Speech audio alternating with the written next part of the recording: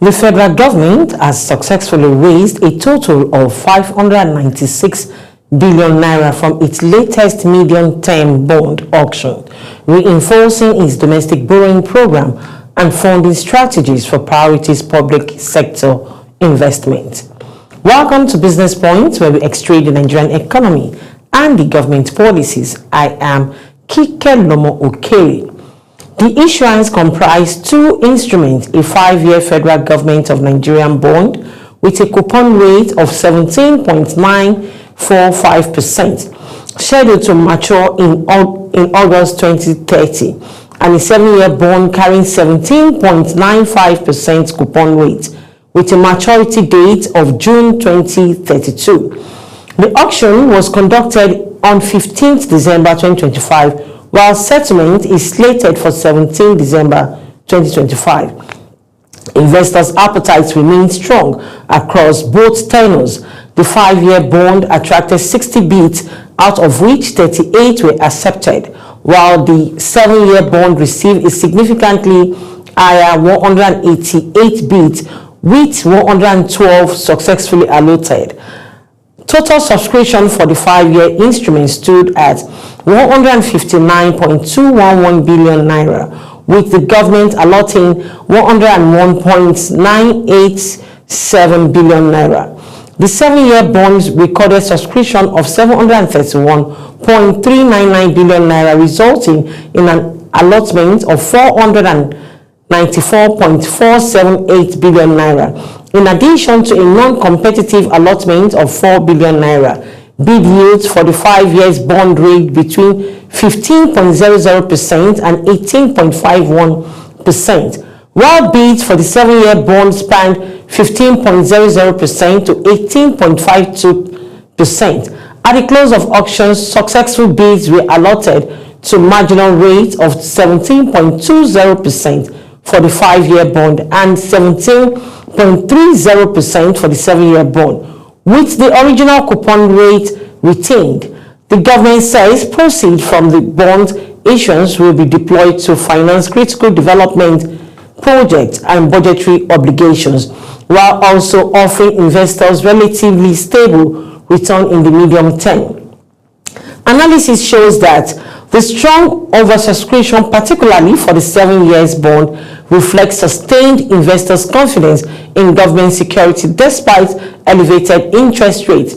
It also underscores the attractiveness of the NGN bond as an edge against inflation and volatility in other asset classes.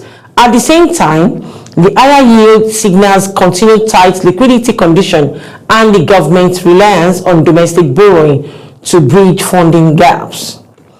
The Nigerian Deposit Insurance Corporation (NDIC) has commenced the liquidation of ASO Savings Loan PLC and Union Home Savings Loan PLC following the revocation of their operating licensing by the Central Bank of Nigeria.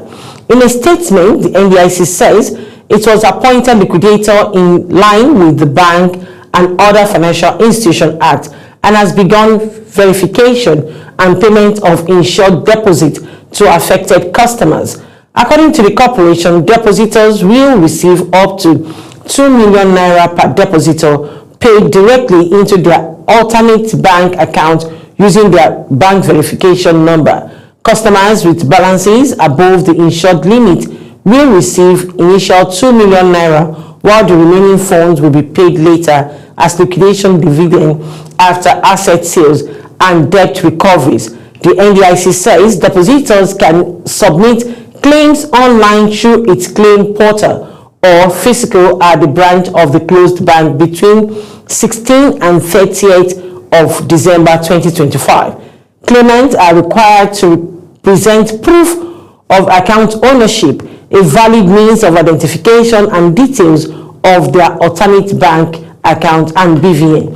Creditors of the defunct bank are also advised to submit their claims within the same period. The NDIC explained that creditors will be paid only after all depositors have been fully settled in line with the law. The corporation added that payments to the bank staff and shareholders will be made later from proceeds of the asset sales, while debtors of the failed bank are urged to settle outstanding loans with the NDIC. The NDIC reassures the public of the safety of deposits in other licensed banks, stressing that the action affects only institutions whose license have been revoked. Further information is available through the NDIC website and official contact channels. The federal government has approved the release of over 758 billion naira to settle long-standing pension liabilities in a move aimed at strengthening confidence in Nigerian pension system and easing the burden on workers and retirees awaiting their entitlement. The approval was disclosed by the Director General of the National Pension Commission, Omolola Oloworaran, during the PENCOM Media Summit in Abuja. She commended President Bola Ahmed Tinubu for the intervention, describing it as a clear demonstration of government's commitment to honoring pension obligations. Oloworaran says the funds will bring much-needed relief to thousands of retirees who have waited for years to receive their benefits, while reinforcing trust in the contributory pension scheme.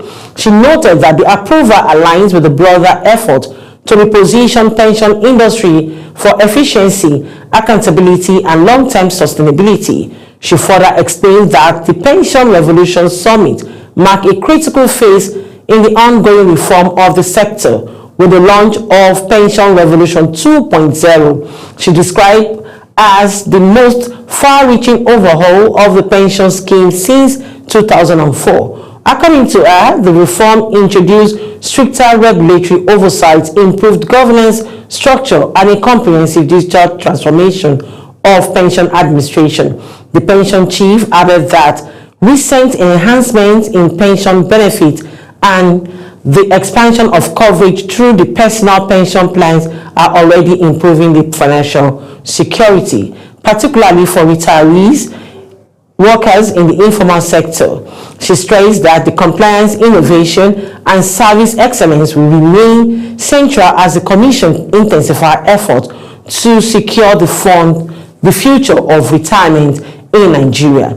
Let's take a listen to what the Director General of PENCOM, Omolola Oloworaran, has to say.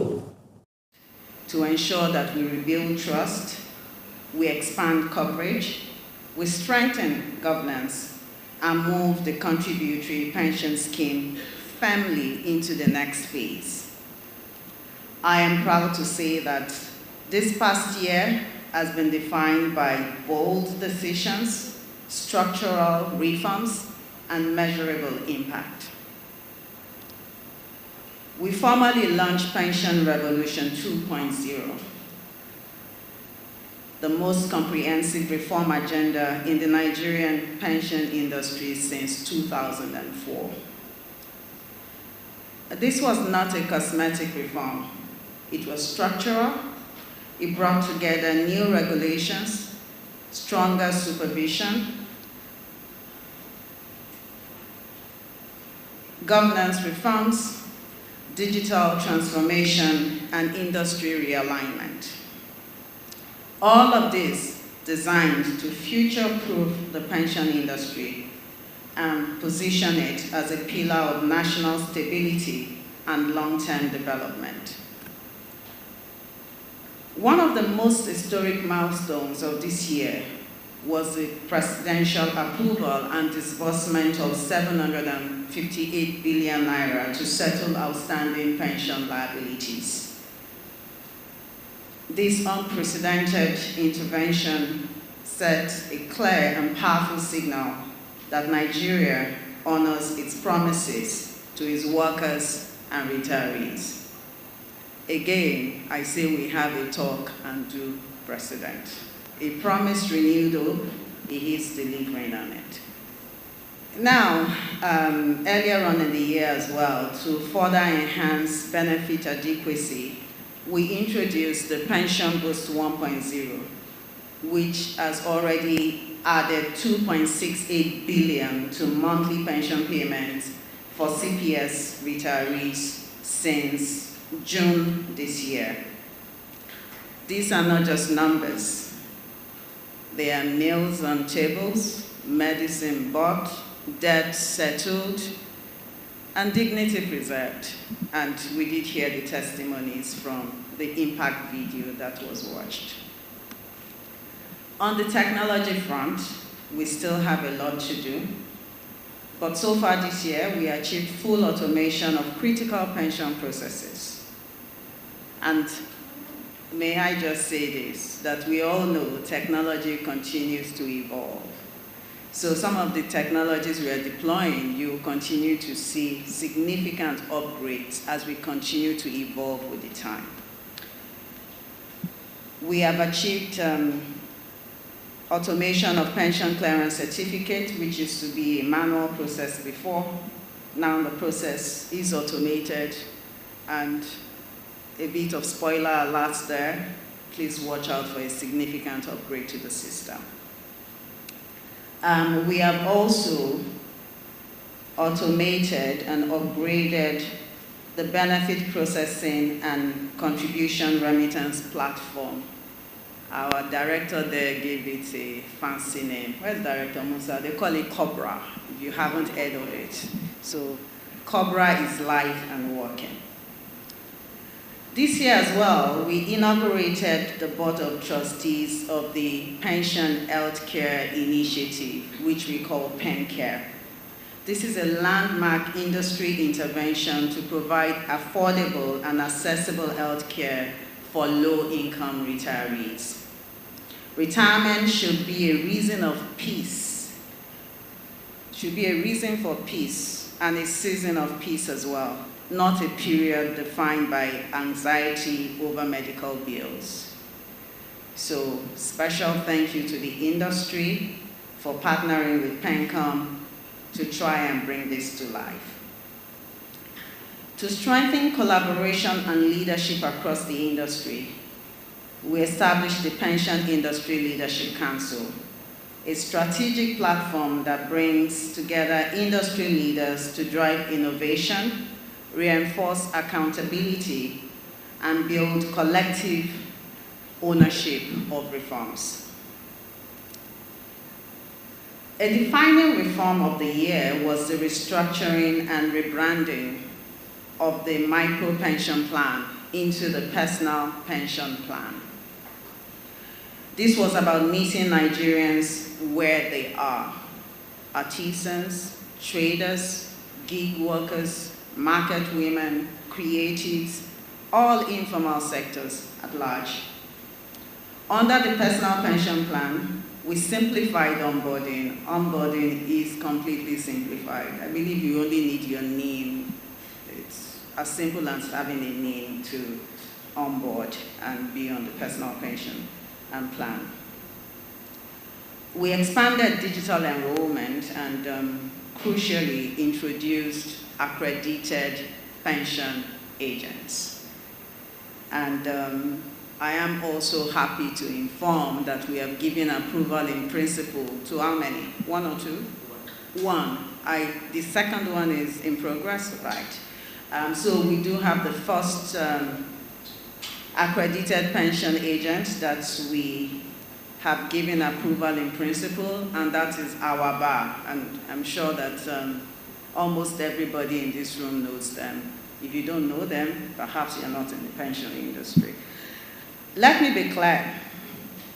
Accredited pension agents are not merely a distribution channel. They are also an employment strategy. We believe that through this initiative, thousands of young Nigerians will be recruited and trained across board to participate in expanding pension coverage across the country. And also, it's also a medium for earning meaningful livelihoods and impactful financial inclusion. And I dare say that this is enabling financial inclusion that creates jobs. Let me now address governance and industry structure. This year, we took a deliberate step to raise capital requirement for pension operators. This was not punitive, it was purposeful. Stronger capital means stronger institution. I believe we all agree with that. It also means better risk management, deeper expertise, and a greater capacity to attract and retain skilled professionals.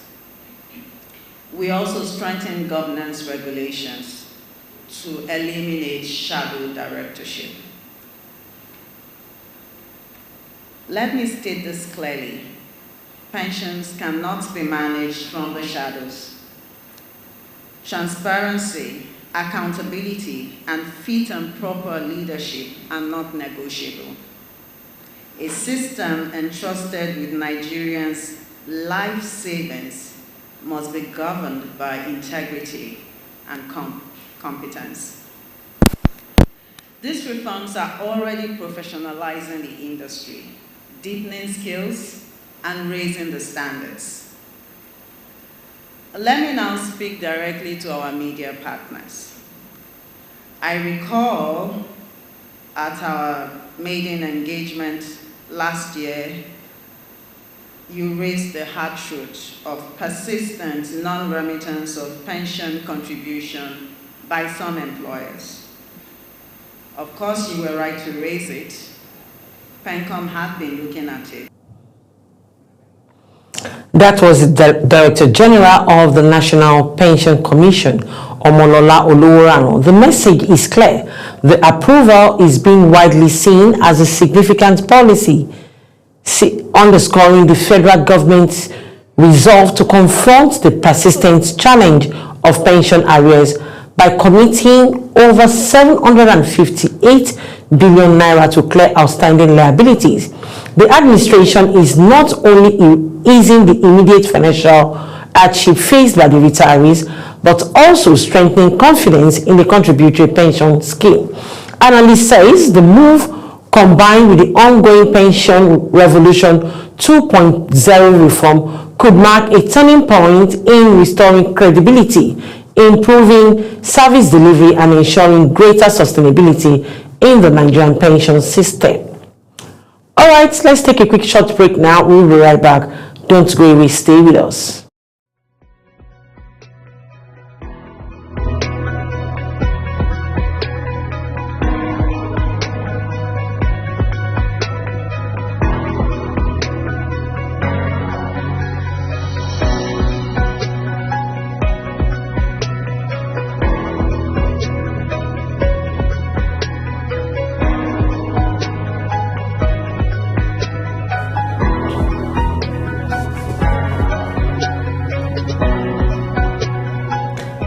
Welcome back. If you're just joining us, it's Business Points, where we extract the Nigerian economy and the government policies.